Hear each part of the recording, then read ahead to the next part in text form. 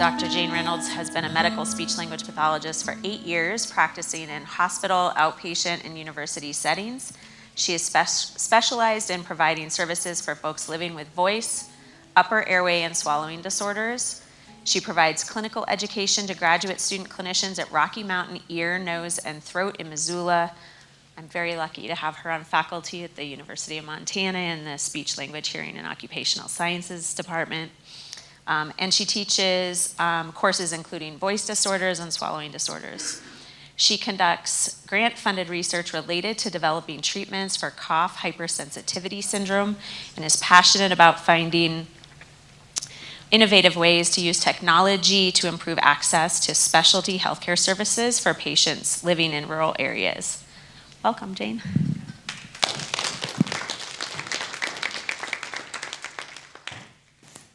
Okay, ooh, lights are very bright. Hello, everyone. Thank you so much, first of all, to the planning committee for having me. It's a real honor to be here and be included in this amazing lineup of speakers. It's been such an inspirational day, and really grateful for your time and attention here in the last, are we getting a bad sound? Okay, is that better? We're gonna move it up. Testing, a little better. Okay, great. Hopefully I can maintain your attention for this last hour. I know we're so close to the end of the day. So I'm really excited to be talking with you this afternoon about dysphagia, which some of you may be thinking, well, I don't know if that really pertains to me as much. Certainly something that our speech-language pathologists in the audience are going to be the most familiar with. But my goal today is that no matter your discipline or interactions you might have in terms of patient care, hopefully there's something new you can take away with you into your future settings and discussions and interactions with people who may be living with dysphagia. So I apologize in advance. I have 3 videos, so we will just navigate that as we go. And yeah, we need our IT help. Let me get my timer started here. Okay. So what I want to cover with you in this hour is actually quite a bit, diving in a little bit to talk about some aspects of normal swallowing, which is then going to set us up really well when we begin to dive into what are some of the impacts that can happen as the result of stroke on swallowing, and then moving into what evidence-based approaches there are and kind of the pros and cons and limitations and strengths of different assessment and treatment approaches. And within that, sort of weaving in different reflections on various risk factors for aspiration pneumonia and how dysphagia and aspiration play into that, how other aspects of health that you may be involved with if you're not a speech pathologist also weigh into that picture for patients with post-stroke dysphagia. I don't know if I explained this already, actually, but dysphagia, for those of you who may not know, means disordered swallowing. So that is our topic. And for most of us, if you have normal swallowing function, it may be something that you actually think pretty little about until you're sort of in the car with your Nalgene water bottle, hit a bump, and all of a sudden are like coughing, sputtering, right? And then you're really paying attention to your swallowing and like what just went wrong in that moment. But for folks who are living with dysphagia, swallowing, is it my hair? Should I fix my hair? Okay, we're gonna go for the low pony. Okay, so for people living with dysphagia, swallowing might be something on their mind every minute of every day. All of us swallow about 500 times, probably plus or minus 100. And generally, this is a very reflexive process for the most part. And of course, we're ingesting all kinds of things, food, liquid, as well as our saliva. So our bodies make 1 to 2 gallons, or 1 to 2 liters rather, of saliva every day that we are, not conscious of, but we are sort of constantly in the process of swallowing. So in the speech pathology realm, we divide swallowing up into thinking about it in terms of different phases of activity of what's happening. And the first phase is the oral phase. And so this one falls under what we call volitional control, meaning that we can control what's happening at that stage. And in the oral phase, what we're doing is preparing whatever it is to be swallowed. So that might mean chewing it up, moving it around in our mouth, using our tongue to kind of scrape and organize whatever it is and get a really good hold and organization on what we're going to swallow, and then sending it more backwards in our mouth. So those parts fall under volitional control. Our swallow actually becomes reflexive or more involuntary once it passes about this level. So once we've sort of pushed the food or liquid or saliva back far enough from our mouth into our throat, or what we call the pharynx, then a more reflexive kind of all or none process takes place. And then the third sort of lower down aspect of swallowing, so the middle stage is called the pharyngeal phase of swallowing. And once things pass through the throat, then down into the esophagus, that is really the final stage of swallowing of food or liquid or whatever it is, getting all the way down into the stomach. And so for today, we're going to be primarily talking about the oral and pharyngeal phases of swallowing, in particular impairments that can arise post-stroke. What I want to show you, we'll just see how I do here.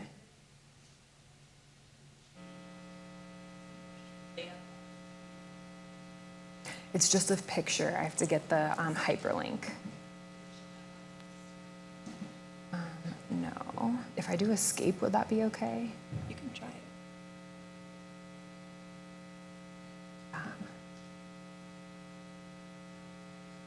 Okay. 92%.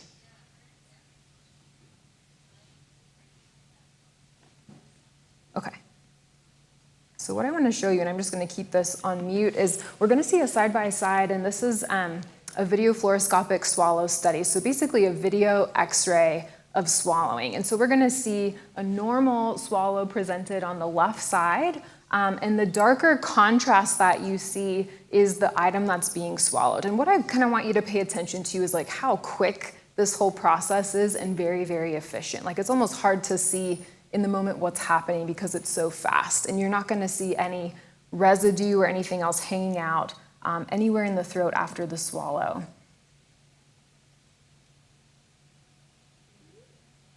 So that is like a super beautiful, super clean swallow. Now we're going to see an abnormal swallow.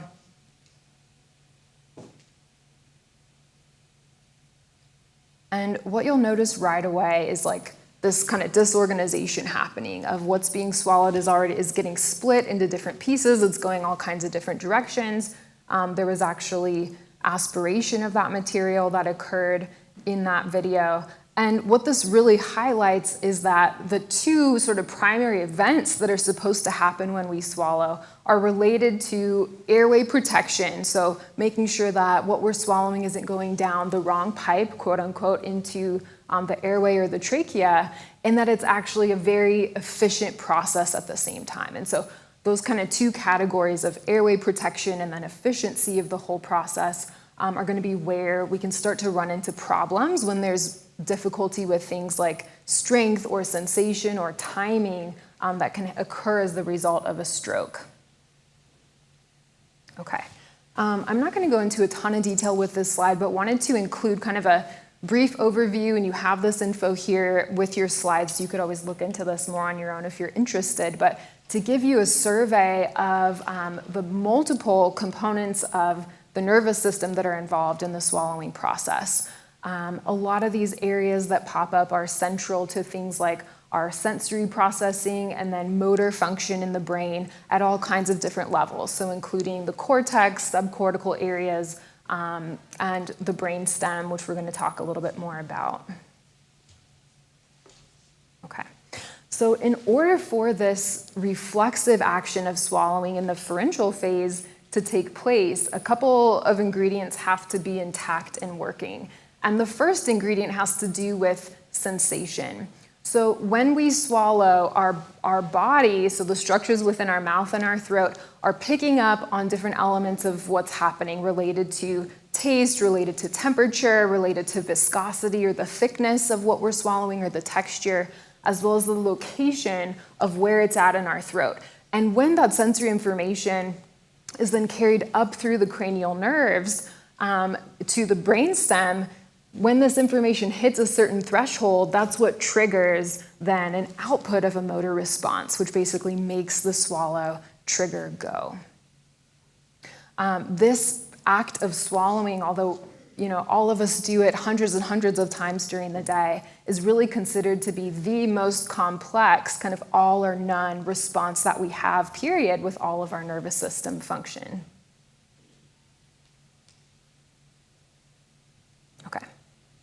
This is just a visual for what I just described. I'm not going to go into detail with that now. So one of the things to kind of transition us into thinking about stroke and the impact on swallowing is if we break down different levels within the nervous system and the typical functions that they hold for the motor and sensory components important for swallowing. And if we know the location of stroke, we can work backwards to then be able to predict, well, if this was a stroke to the cerebellum, I know the cerebellum is important for things like refining and coordinating really smooth motor movements. And so I can anticipate, as the speech-language pathologist, if this is a cerebellar stroke, I'm going to be potentially anticipating problems maybe with coordination or with timing, not necessarily strength, but other things that could be influencing swallowing function. If it's a stroke to the brainstem, this can be a really big deal with major consequences for swallowing. The brainstem, specifically the medulla, houses our sort of central processing areas for sensory information, and then our motor hub for the cranial nerve nuclei that need to execute the swallow function. And so if it's a brainstem stroke, sort of the SLP's antenna is up, and we're looking for red flags in terms of the possibility of major impairments, like things potentially even related to a super delayed or even absent pharyngeal swallow response, period, which can have major impacts for trying to get food or liquid from your mouth down into your esophagus if this whole part of your swallowing function isn't working. So that sort of brief overview of normal swallowing, I hope, sets the stage to delineate some of the complexity in this idea that sensory information and motor information are just really highly integrated for us to do this behavior that feels really easy most of the time. And it makes a lot of sense when we think about all of those levels of the nervous system and areas of the brain that are important for swallowing, that so many individuals who have experienced stroke then have and present with dysphagia. So as we heard a little bit earlier today, about 55% of folks who are immediately post-stroke presenting to the hospital do present with dysphagia. Now, a fortunate thing is that because of neuroplasticity and spontaneous recovery that occurs, a lot of those individuals are going to have pretty significant recovery within the first week or two, actually post-stroke, when it comes to swallowing function. So when we're looking at, after about 11 days post-stroke, the number goes down to closer to about 20% of individuals who continue to then have problems with dysphagia. So these folks who have dysphagia post-stroke are about 3 times as likely to develop pneumonia, and this is certainly also linked with an increased risk of mortality as well, looking at the first 90 days or so after stroke. So this, can have a kind of cascading effect in terms of health and well-being outcomes that we're going to dive into more. When we think about different types of stroke and different sites of lesions in the brain and anticipating, will there likely be a big problem with swallowing or not, we can take what we know about normal function and think about it through that same lens. So swallowing motor functions are bilaterally represented in the brain.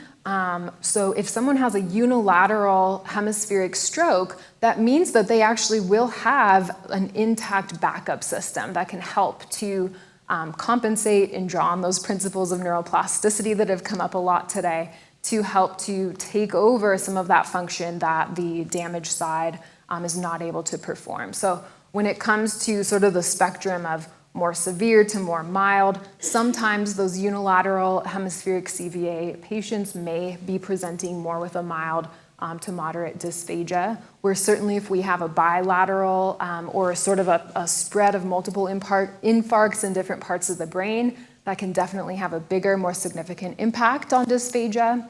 And then, as I was mentioning already, brainstem CVA, immediate concern for potentially really severe dysphagia. because of how important that location is for swallowing. Taking this just a step further, before even meeting the patient, the SLP's understanding of neurology and this link to the normal motor and sensory function can already help to get us predicting potentially what types of impairments might be present with a patient. So with a hemispheric CVA, depending on the lesion location, we could be already wondering about things like motor initiation. We could be thinking about things like, gosh, will there be some weakness or paralysis anywhere along the system? There could be problems with sensory recognition, as well as, of course, the other additional layer of cognition and communication impairment that could also be impacting things like alertness and attention and distraction, and things that could impact the safety of feeding experience overall. With the brainstem CVA, as I was saying a little bit earlier, potential concern for the complete absence of a pharyngeal swallow response, as long as a lot of other major impairments. So this next video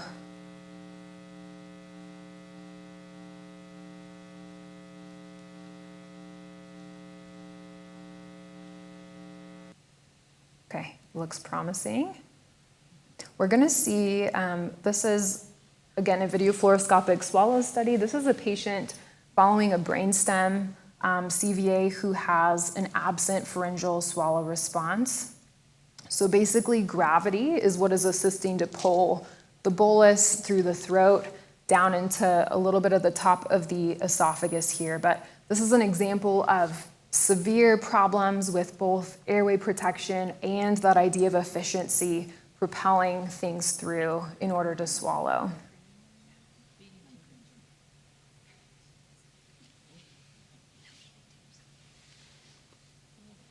Okay, this feels like too good to be true. The video thing is working really well. So keeping that kind of last image in mind, for folks in the community living with dysphagia, this can have major consequences on psychosocial well-being and participation in daily activities. So I want you to just think back for a moment to maybe the last social engagement you went to. Maybe it was grabbing coffee with a friend, maybe it was getting a cocktail with coworkers after work, maybe it was attending a family potluck, bringing your mom's famous meatballs, whatever it might be, right? Food was probably a central and connecting element of that exchange and interaction. So for people who are dealing with abnormal swallowing, where it takes considerable effort and considerable time and potentially having to go through kind of a laundry list of recommendations of swallow 5 times per bite and then cough once and then take a small sip of water and then cough again, this can really present a lot of burden, which sometimes looks like people withdrawing from those social interactions where food may be involved. So this could look like anything from avoidance of even going to the grocery store to not going out to eat with family members or friends, as well as a lot of embarrassment in general about difficulty with eating and drinking. So certainly, the items on this slide came from some qualitative interviews of looking at patients with post-stroke dysphagia and some of the themes that emerged from those conversations. So this can have a very big impact on quality of life and well-being, in addition to some of those other health factors that we talked about a little bit earlier.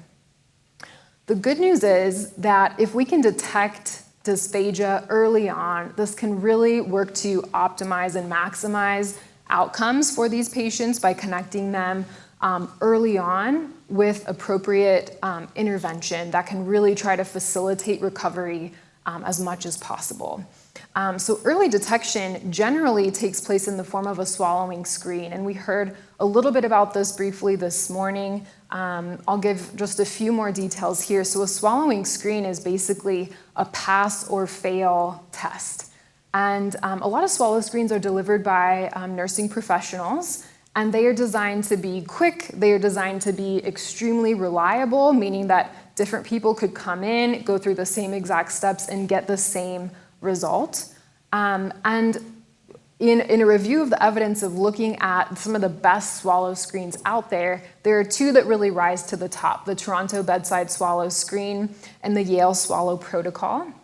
Because of time, you have this information in your slide, but I'm just going to talk about the Yale Swallow Protocol, which I think we heard earlier is what Benefice is using, so that's kind of cool. But the Yale Swallow Protocol has a sensitivity of close to 97%, meaning that it's 90% of the time going to accurately detect a problem when there is a problem. So that's a great quality of a screen. We want one that's going to actually pick up on the people who need additional assessment. And it's also really good at distinguishing the people who don't have a problem and being able to then avoid additional assessment that isn't necessarily appropriate. So about 98% accurate at identifying, nope, you're good, you don't have a problem, you don't need further assessment for swallowing. There are three components that go into this screen. So a very brief cognitive screen, a very brief oral mechanism exam that is pretty much like stick out your tongue, smile, puff out your cheeks, pretty simple. And then a 3-ounce water swallow challenge. So the patient is given 3 ounces of water and asked to swallow without stopping, basically. And then the nurse is identifying they have coughing or the sound of their voice changed after that. So these types of screens are designed to help identify at a very early stage, without a lot of time involved, those patients who need additional assessment from a speech-language pathologist, or those who are pretty good to go, at least for the moment. And there are also recommendations for guiding decisions with a specific diet texture for those patients who do pass the screen with the Yale protocol. So the next step, let's say that your patient fails the swallow screen. There's identification of need for additional assessment here with swallowing. We have some concerns. The speech-language pathologist is generally going to be then completing what's called a clinical swallow examination, or bedside swallow, as you'll hear it commonly referred to in acute care. And a clinical swallow examination could be done at any point in the recovery, so in acute care and inpatient rehab and outpatient, and is generally done many, many times because patients are changing and evolving, and we need to continuously kind of be able to probe and assess how a patient is presenting and doing, especially if there are factors involved like fatigue or alertness. Maybe you go to see your patient and that you can keep them awake for like 5 minutes, but that's not quite enough to get think that they're ready for the next type of assessment. So this process can be repeated fairly often. And we can think about this clinical swallow examination as sort of an additional screen, but you're also gathering more holistic information that's starting to play into you building some hypotheses about what might be happening from a physiologic or an impairment standpoint with swallowing. So in this, the clinician is observing the patient actually eat and drink, so usually starting with some smaller quantities and then getting a little bigger and progressing through some different textures, and is observing to see what's happening with things like respiration, what's happening with alertness. Are they, having a difficult time staying awake?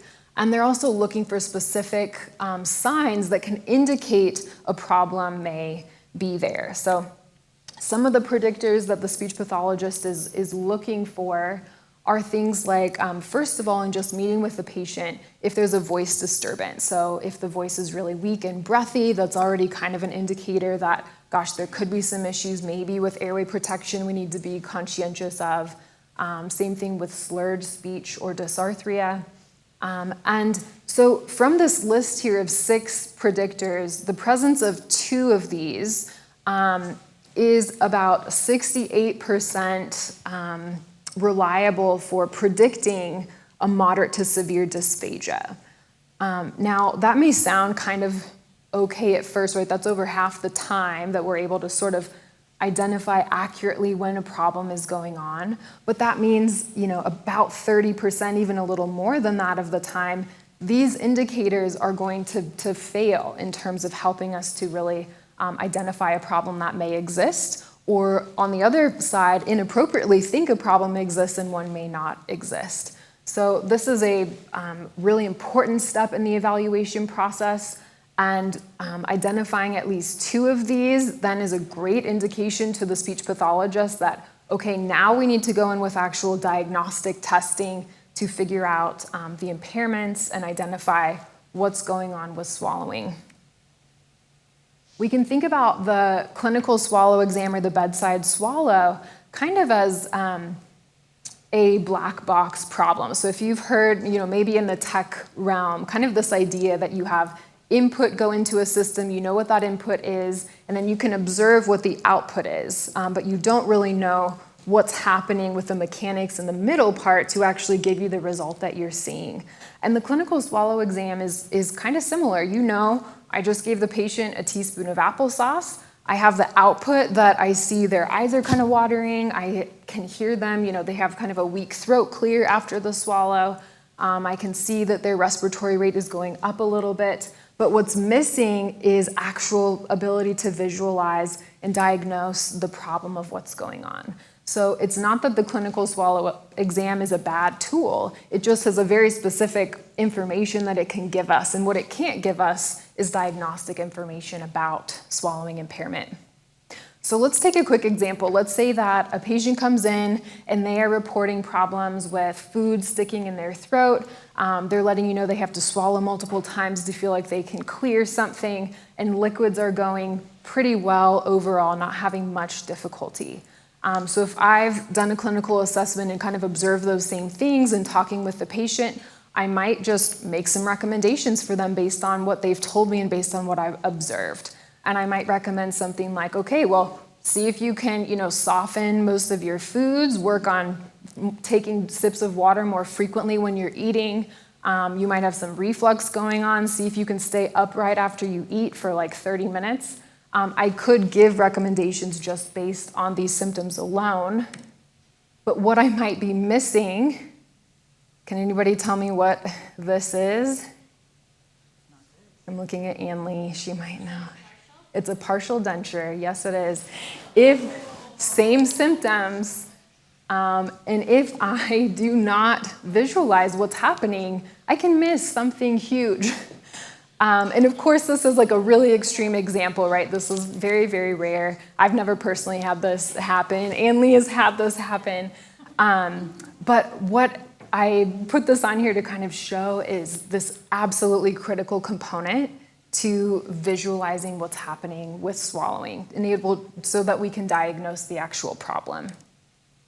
So we have a couple tools to do this as speech-language pathologists. One of the most common ones that you will encounter, and it has many, many different names depending on the setting you are in, but video fluoroscopic swallowing study, modified barium swallowing study, esophagram with SLP. You could probably, with our combined presence here, we could probably come up with like 10 more terms for this. But it's all the same exam. It's that video x-ray that I've showed you a couple examples of. And there are some great options out there now for actually standardized protocols for that exam. So the MBS-IMP was created by Bonnie Martin Harris in 2008. And it is a certification process that a lot of hospitals are moving toward having their SLPs who are doing these exams be certified in. And one of the reasons is so that across the nation and also across the world, that we have a more reliable, standardized way to kind of document what's happening and have better language and reliability between clinicians to take something that can be more subjective and give it a more standardized interpretation for severity and impairments that we're seeing. Another exam is called a fiber optic endoscopic evaluation of swallowing, and this takes a flexible laryngoscope passed transnasally over the palate to then look down at the pharynx and larynx during the act of swallowing. So I'll show you an example of those side by side. And then finally, a tool that has been mostly relegated to the research sphere that we might start to see coming into clinical practice more and more is called manometry. And this is basically a way to measure pressure differentials and can be used to look at pressures in the pharynx or in the esophagus, and is usually not a substitute for one of the other tests, but can be used in addition to, as well as also has some implications for therapy. Okay, this is our last video. If this works, we are just doing great. Oh,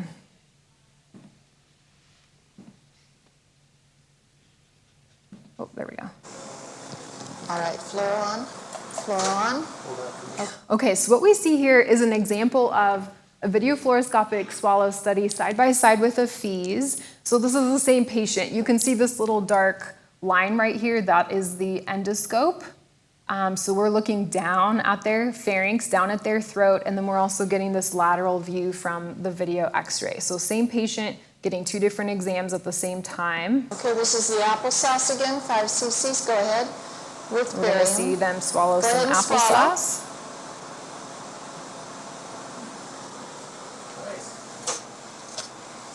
Okay, and now we go back to the thin liquid again. And do it. Okay, don't swallow it. Hold it. Floor on. All right, swallow it. This is the thin liquid again. Okay. I think this is so cool. So I'm not going to go into all the details, but what I wanted to show you with this is that each exam gives the clinician different information, and there are different reasons or rationale for wanting each exam or even both for your patient. And so I think there could be, a misconception of, well, they've already had a swallow study done, why would they need another one, or why would we be referring them for this different type if they've already had the other kind? But the clinician is really the expert in determining, based on what their hypotheses are about what's happening with the patient, what type of exam will be best suited to identify those types of impairments. So for example, if I have suspicion that a patient may have unilateral vocal fold paralysis, the FEES exam is going to give me way more helpful information because I can look very closely and assess laryngeal function in a much more detailed way than I can with a video fluoroscopic swallow study. If I have concerns about the way food is passing through the top of the esophagus, and I have some concerns, maybe there's tightness there, maybe there's some narrowing going on, a video fluoroscopic swallow study is going to be the best test because it allows me to look all the way from the lips, like down to the stomach, for that whole process of what's happening, which I couldn't see on a FEES. So just to give you a little idea of these different assessments, what they might be used for, why they might be recommended. Speech pathologists can also use these assessments to provide, in the moment, visual biofeedback, which can be a great supplement to therapy. So in the clinic, for example, if I'm working on training a particular swallowing strategy or maneuver that I've observed to be helpful on the exam, I can have the patient looking at the screen with me where they can identify, oh yeah, I see how that M&M is still hanging out in my throat, and I see how after I took a drink of water or I turned my head a certain way that it was able to pass through. So it can be a very valuable tool for therapy as well. So when we're thinking about kind of the buckets we have to draw from for treating swallowing impairment, we can think about three very broad categories. So medical, which is going to be more pharmacological management, so things that we might need to help us, such as anti-reflux medications. There aren't really great treatments to help improve someone's salivary production, but some things that could be explored that way. Surgical options, so in some situations where a behavioral approach alone will not help, we're looking to our colleagues in GI and in ENT to help us out in terms of potentially doing something like a Botox injection or a different surgical procedure, all the way to a super invasive surgical procedure, could be a total laryngectomy even, if we're needing to completely separate the breathing and digestive systems. And then in the behavioral bucket is where we live as SLPs, and we have a couple of subcategories we can think about our treatment approaches as falling into. So compensatory, which we heard some great definitions of earlier, but these are considered very short-term adjustments. So you're not doing anything to change physiology or to change the underlying problem. You are just adjusting for it and working around it in the moment. So a great example of this is reading glasses, right? If I put reading glasses on, it helps me to compensate for my visual acuity impairment. If I take them off, my vision problem is still there, nothing has changed, but the glasses can help me as a compensatory strategy. So for swallowing, this means things like adjusting the viscosity of foods and liquids. So things like easier to chew foods or thickened liquids, those are compensatory treatments. We can also do things with adjusting posture, adjusting head positioning to compensate for the problem. Now, a true rehabilitative approach is going to be designed to help improve physiology with the goal of improving or increasing intake. And then within these, we're also thinking all the time about prevention. So how do we prevent some of these negative consequences that can arise from dysphagia? One of the most common preventative approaches might be a really diligent oral care regimen that we're recommending, since that is known to significantly reduce someone's potential risk for aspiration pneumonia. For the next couple slides here, I wanted to take one of the treatments you might encounter pretty commonly that has been really a common part of speech pathology practice for a long time and kind of assess against more recent research and evidence, some of the pros and cons and maybe limitations and maybe a need to sort of relook at some of the ways we have been working with this treatment. So I want to talk a little bit about thickened liquids. And so a couple things we know about thickened liquids. They flow more slowly in the mouth than thinner liquids do, right? They have higher density. Sometimes for some patients, they can be picked up on a little bit better. So let's say that someone has a problem with sensation and they're really struggling to swallow thinner liquids. We're seeing a lot of aspiration take place. Maybe their system can sense the presence of the thicker liquid a little bit better, and that sort of improves swallowing function. And we're going to be assessing that on one of those exams that I showed you. So there are sort of several reasons why thickened liquids might be tried with a patient, with the general goal of trying to reduce the frequency of aspiration, and then bigger goal of trying to prevent aspiration pneumonia from taking place. So while this is a pretty common treatment approach, when we look at the evidence, it really is not backed up by what we know happens to patients who aspirate and who are on thickened liquids. So the rationale for using thickened liquids, again, is primarily based on common practice rather than the current evidence. So there's really no conclusive evidence to support that thickened liquids reduce or prevent dysphagia-related complications, meaning aspiration pneumonia, and then later on even mortality. Thickened liquids, I don't know if any of you in here, hopefully a lot of you have tried yourselves thickened liquids and can sort of attest to the fact that, yeah, I would not be happy drinking that. It is not thirst quenching, and the implications for things like dehydration and then exacerbation of other medical issues related to digestion, right, related to kidney function, all the kinds of things that can happen as a consequence of dehydration are major and maybe actually even more impactful than the risk of aspiration pneumonia in some cases.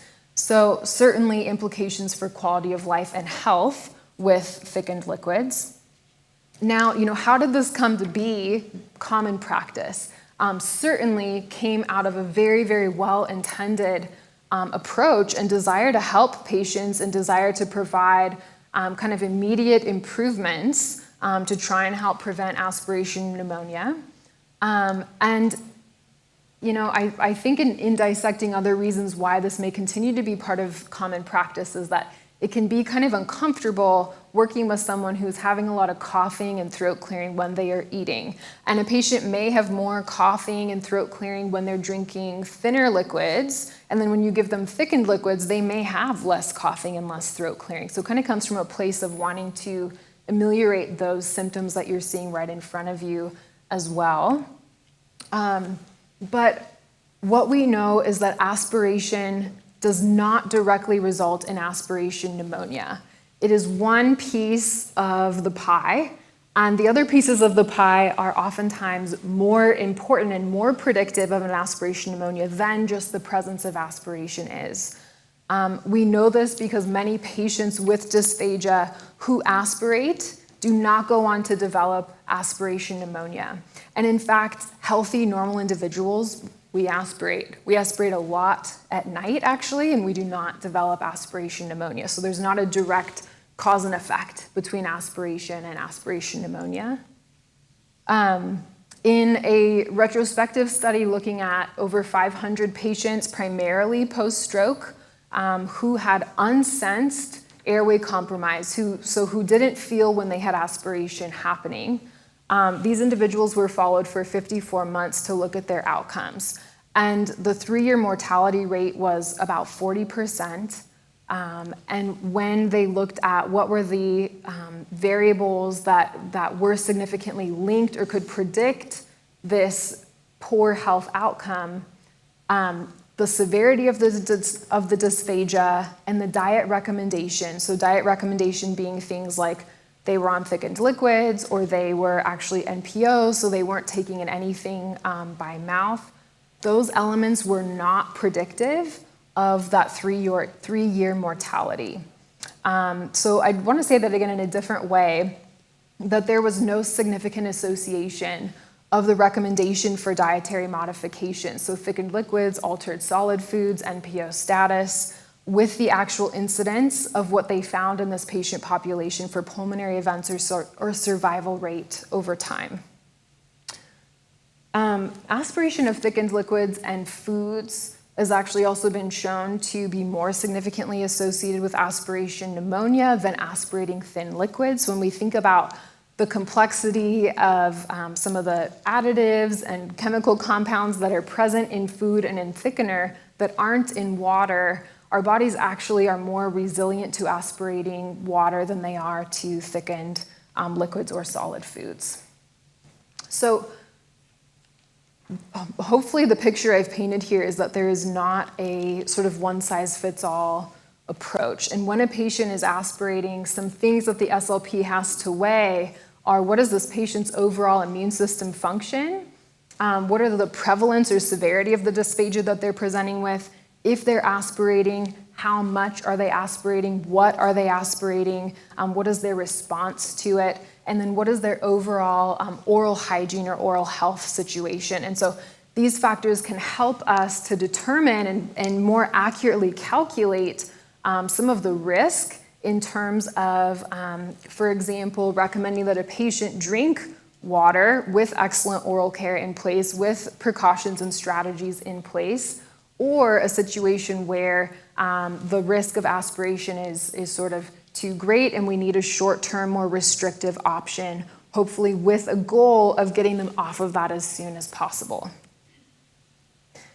Because of time, I'm not going to talk about this slide, but more sort of evidence for you to go look at. This is not just my opinion, right? This is coming from extensive literature and systematic review conclusions that are finding actually a weak clinical recommendation against the use of thickened liquids. So this might be good resources for you for additional learning. And I think I covered pretty well on this slide too. So the idea is that, you know, there will be a time and place where thickened liquids are going to be helpful and beneficial for a patient. But certainly it should only come to that decision making with a really, really good rationale and a very clear plan and idea of how you're then going to get them off of that and kind of scaffold them away from that as quickly as possible. Because what we're seeing is that these more restrictive approaches actually do not result in what we want them to, which is better longer-term outcomes. Okay, switching gears. We're going to talk a little bit about what the evidence is sort of currently showing in terms of rehabilitative strategies for primarily for speech and language pathologists. So I will kind of quickly introduce you to a few different treatment techniques. There will be additional information on the slides, and then we'll kind of wrap up by taking things out, bigger picture a little bit again. I'm so grateful to the morning presenters for going in depth with these principles of neuroplasticity so that we already have a pretty good shared understanding. So when it comes to swallowing rehabilitation, we have sort of two buckets that our approaches can fall into. One of those buckets being swallowing exercises where the patient is actually swallowing, and non-swallowing exercises or oral motor exercises that are targeting some of the muscle groups used in swallowing but do not involve the actual act of swallowing itself. So when we take these, and we'll kind of talk about, the time and place for each of these approaches, but when we look at these through the lens of neuroplasticity, swallowing exercises are hitting way more boxes in terms of helping to facilitate recovery post-stroke. So if the activity we want to improve is swallowing, the best treatment for it is going to be having your patient swallow so many times with a lot of repetition, a lot of intensity, adding resistance into the training exercises, and working on foods that are motivating and salient to that person as well. Now, non-swallowing exercises can be a great complement to swallowing exercises, and in some cases, a very severe impairment where the patient is not at a place where they can execute a full swallow. They can be thought of as sort of a pre-swallowing activity, but you should be working to get the patient away from that pre-swallowing activity and swallowing as quickly as possible, and preferably swallowing food, swallowing liquid, swallowing things that are providing a little challenge to the system, because that's what's needed to facilitate physiologic change and improvement. So when these next couple of slides are going to be a survey of some of the different exercises. I looked specifically at post-stroke in order to encapsulate what evidence is out there in the post-stroke population for dysphagia rehab. And we'll start with some of the non-swallowing exercises, basically tongue strengthening exercises. So there's one called the tongue to palate press, and one called the one that involves strengthening the tongue with a device called the Iowa Oral Performance Instrument, or the IOP. And both of these have been shown to significantly improve tongue strength, and also to have some transference of that improvement to the oral and pharyngeal phases of swallowing. So there's grade A evidence and grade B evidence, respectively, for these two approaches in the post-stroke population. Expiratory muscle strength training is as it sounds, it's an expiratory strength training program, also a non-swallowing exercise. So the patient is breathing really hard into this device where you can increase the resistive load. And this has been shown to significantly improve some different aspects of suprahyoid muscle activity, and with some good translation into actual functional swallowing outcomes as well. This next one, we could spend a lot of time just diving into some of the kind of conflicting evidence about something called neuromuscular electrical stimulation, or NMES. But in this study that was a really well-designed randomized control trial, pairing NMES with lots of repetitions of effortful swallows, plus consuming amounts of food and liquid with that same approach, did result in significant improvements in hyoid movement, as well as overall dysphagia severity scores. The SLPs in the room everyone has a lot of feelings when it comes to NMES. There's been some not great research done, but a great adaptation and implementation of NMES. And I think when it comes to using it, thinking about it as a tool and really identifying based on what you know for that patient and the physiology you're trying to improve, making decisions about if that could be a good fit for them. And if you think it is, pairing that with as many direct swallowing exercises and the actual swallowing of food and liquid as possible. Okay, we're almost through these. So chin tuck against resistance, another exercise, non-swallowing, that shows some good outcomes, as well as the Mendelssohn maneuver. So this info is on here for you, SLPs, if you want to read more. So when making decisions about how much exercise is enough, there is no one-size-fits-all approach. And we really kind of are benefiting from the research that has been done way more robustly in the field of physical therapy, for example, to help inform what we know about exercise physiology, to try and guide some of the tailoring of intensity and dosage and resistive load to the muscles that are needed to result in change to the swallowing function.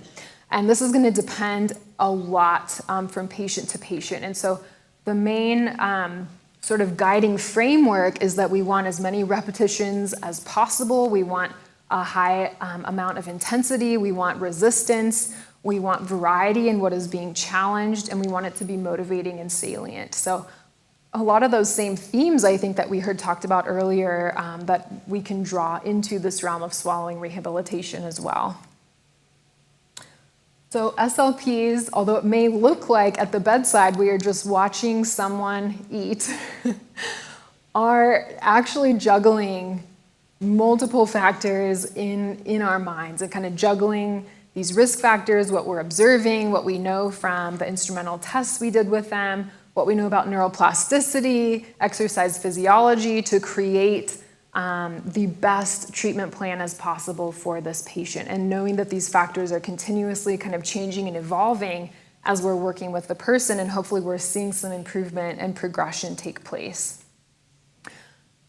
So final takeaways, I want to put our original intention of preventing bad health outcomes and consequences. So the idea that we care about very much, wanting to prevent aspiration pneumonia, wanting to prevent mortality in this post-stroke population, and taking a broader lens to identify some of these additional risk factors where we can pull in the rest of the multidisciplinary team to help us have a really good understanding of those factors and be working on addressing them as best as we can to really work on optimizing outcomes in the post-stroke population. So I'm not going to read all of these, but a couple that stand out, I think that may be a little bit surprising in terms of predictors of aspiration pneumonia are things like a pre-existing lung disease, which should be pretty obvious, but the presence of diabetes, of course, severe dementia, bad oral health, malnutrition,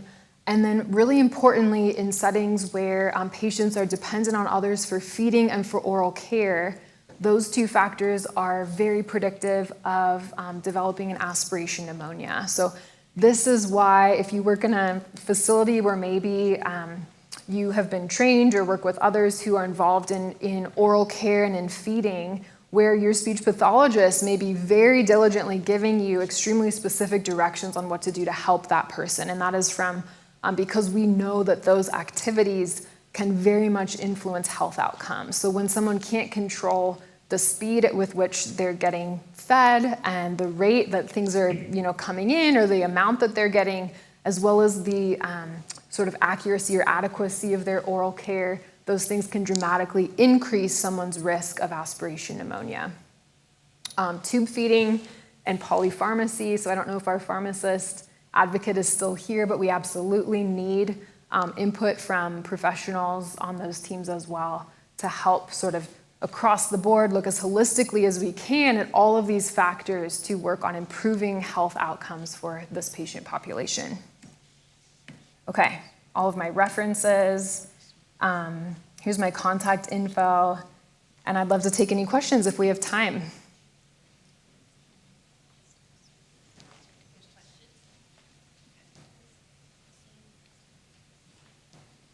We could just be ready to hit the road too, which is understandable.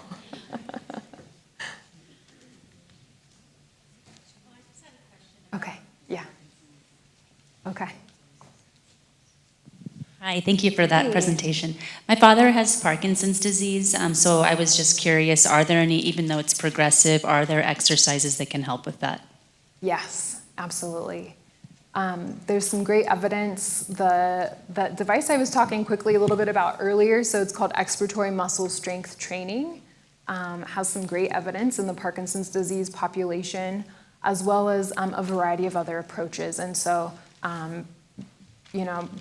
if he hasn't already, seeing a speech pathologist to explore what options there might be for trying to optimize function, slow down progression when it comes to swallowing, and also respiratory strength, as well as voice quality and speech, would be such a great idea because there's a lot we could do to help. Yeah, thanks.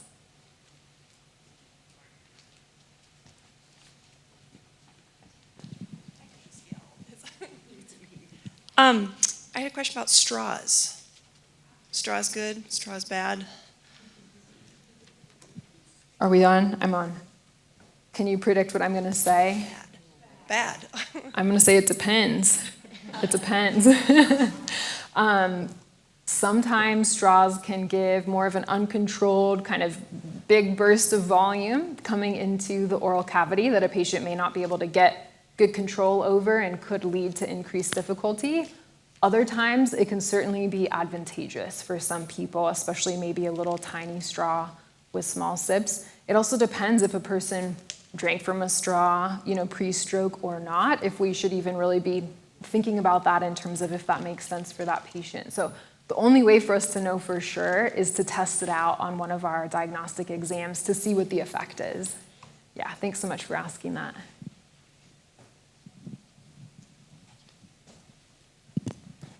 Is residual mucus around the pharynx indicative of anything with swallowing? It can be. I would have to know more about the other considerations, but it can mean a couple of different things. Sometimes when we scope someone and we see mucus hanging out where it shouldn't be, that can be an indication of, gosh, is there a problem here with the person sensing it and they're not swallowing it like they should, or they're trying to swallow and it's not clearing all the way through, or is there another medical factor for why they maybe have really thick, kind of tenacious mucus hanging out in there? So anytime that swallowing isn't easy or comfortable is kind of a really good guiding principle of when it can be totally appropriate to go and get it checked out.